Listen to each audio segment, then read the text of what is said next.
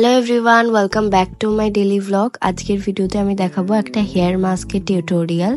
তো প্রথমেই নিয়ে নিচ্ছি একটা মিক্সি জার, তারপর নিয়ে নিচ্ছি ওভারনাইট সোক করা আমলকি আর মেথি। এটা খুবই ইম্পর্টেন্ট চুলের জন্য, ওর জলটাও আমি ইউজ করে নিয়েছি। তারপর নিয়ে নিচ্ছি একটা বড় সাইজের অ্যালোভেরা, এটাকে ভালো করে পিল করে নিয়ে এর ভিতরের জেলি অংশটা শুধুমাত্র দিতে হবে। আমি পুরোটাই ইউজ করেছি, তোমরা এতটা পরিমাণেই দিও।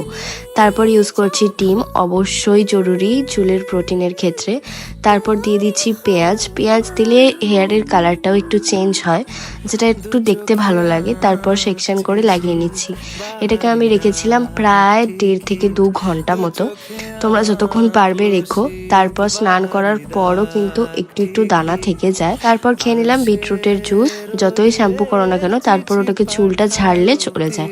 এটা তার পরের দিনই শ্যুট করা আমার চুল। কেমন লাগলো অবশ্যই জানিও। বাই।